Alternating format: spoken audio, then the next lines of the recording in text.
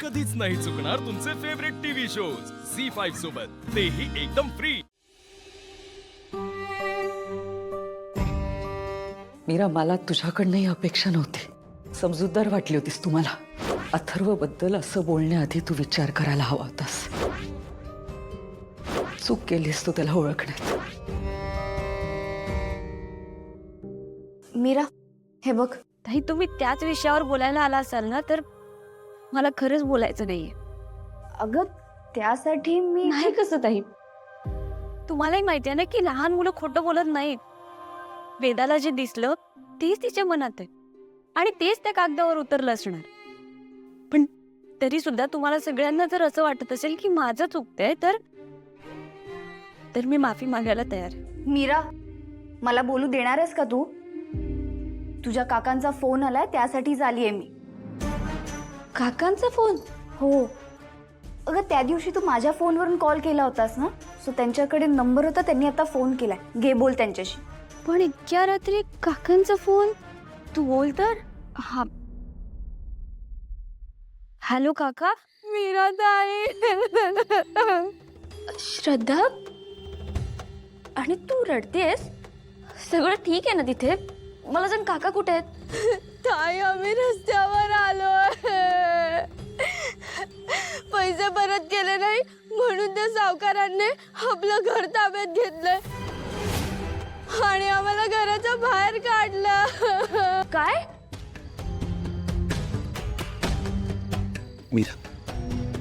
मीरा, काका, तुम्ही काळजी करू नका, मी लगेच निघते। हा, अगं आमचं काही होऊ दे मीरा, पण तू पुन्हा या गावात येऊ नकोस। अगं तो रंगराज अजूनही राग धरून आहे तुझ्यावर। मी तुला यातलं काही कळू देणार नव्हतं, पण श्रद्धाने मला न सांगता तुला फोन केला पहा। ऐक माझं, तू नको येऊस बाळा। काका, मी येते आणि माझ्यामुळे तुम्हाला घराबाहेर यावं लागलं। हे बघा, मी ते शांत नाही बसू शकणार, मी लगेच निघते। हा काका, तुम्ही अजिबात काळजी करू नका। तुमचा फोन। मीरा, काय झालंय? हे काय करतेस तू? ताई, मला लगेच गावी जावं लागणार आहे। आता एवढ्या रात्री? ताई, सावकारांनी आमचं घर ताब्यात घेतलंय, मला लगेच जावं लागेल। मीरा, अगं हे बघ ताई, मला जावं लागेल। बाईसाहेबांना तुम्ही सांगा की मी गावी गेले। तू आत्ता कशी जाणार आहेस? हे बघ, मी आईला सांगू ना, उद्या सकाळी तुला गावी पाठवण्याची व्यवस्था करते। ओके ताई, तुम्ही मला थांबवू नका, मला जावंच लागेल। काकांना माझी खूप जास्त गरज आहे। मीरा, मी तुला आता कुठेही जाऊ देणार नाही। हा, हवं तर मी अरेंजमेंट करते। हा, पण तू आता इकडनं बाहेर पडायचं नाही। मी बघते सगळं।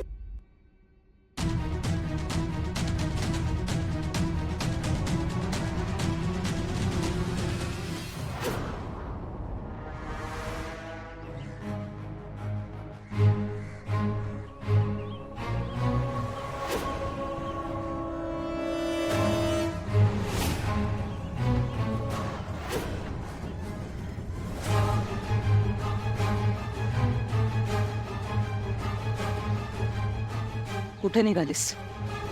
काल जे काही झालं त्याचा राग मनात धरून हे घर सोडून चाललीस ना तू? नाही बाईसाहेब, मला गावी जावं लागेल। गावी? असं अचानक? बाईसाहेब, माझ्या बाबांनी जे कर्ज घेतलं होतं ना, त्यामुळे काकांना घराबाहेर काढले।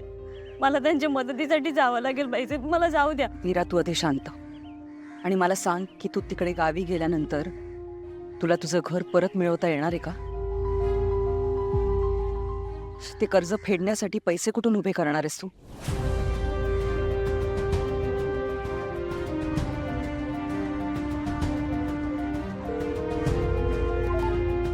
हे घे, तुझ्या काकांशी बोल। मीरा, काकांशी बोल।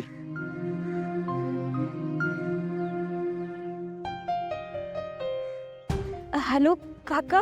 हॅलो मीरा, अगं काय चमत्कार केलास तू? काय झालं? अगं कोणीतरी माणूस आला होता, त्याने सावकाराला पैसे दिले, आपल्यावरचं सगळं कर्ज फेडलं। काय? कोण आलं होतं काका? अगं त्या मंदिरी बाईसाहेब आहेत ना, त्यांचा कोणीतरी माणूस होता। आम्हालाही आत्ताच कळलं, पण मीरा, पळा, आपलं घर वाचलं बघ।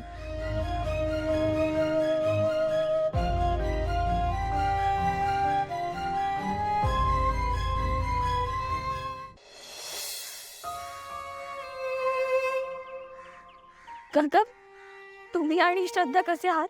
आम्ही ठीक आहोत. आता सगळं सामान घेऊन घरीच निघालो आहोत. पण मीरा बाळा, ही अशी मदत घेणं मला योग्य वाटलं नाही. पण तू त्या रामपुऱ्यांच्या घरी आहेस आणि तुझ्या सांगण्यावरनं ही मदत केली असं कळलं. काका मी रामपुरांकडेच राहते, पण आणि बाळा, त्यांनी मदत केली नसती ना तर आपलं घर वाचलं नसतं. अगदी देवीसारख्या धावून आल्या बघ आपल्यासाठी.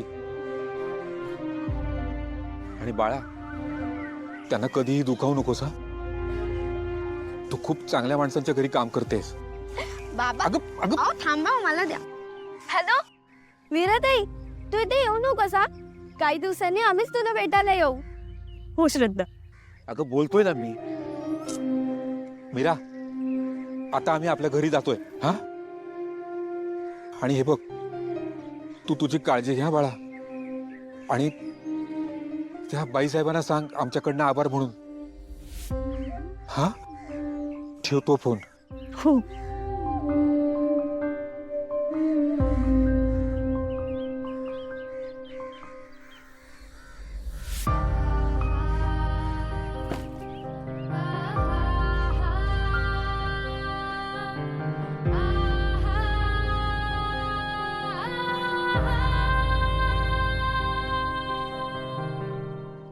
भाईसाहेब, तुम्ही माझ्यासाठी खूप मोठी गोष्ट केली. तुमचे खूप खूप आभार.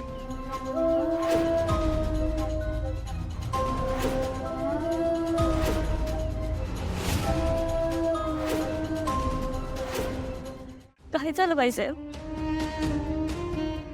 आभार मानून परक केलंस ना मीरा. मी तुला मुलीसारखं मानलं आणि तू मात्र मला अजून परकच मानतेस. नाही नाही भाईसाहेब, असं काही नाहीये. असं काही नाहीये. तुझ्या आयुष्यात एवढी मोठी अडचण आलेली असताना तुला मला एकदाही सांगावं असं वाटलं नाही? तुला काय वाटलं, या घरात तू मोलकरीणेस आणि मी मालकीण? नाही बाईसाहेब, मी विचार केला होता की जाताना तुम्हाला सांगून जावं. मी तिला विचारलं सुद्धा, पण ती नाही म्हणाली. कोणाला विचारलंस? ओम अघोर रुद्राय अघोर भद्राय सर्व भय.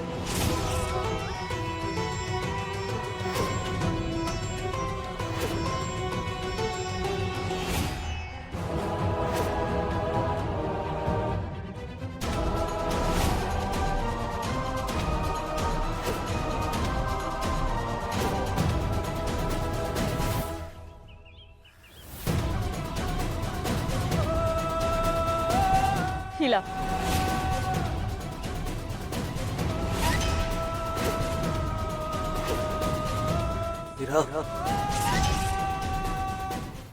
झी 5 ॲप डाउनलोड करा आणि पहा सर्व एपिसोड्स एकदम फ्री.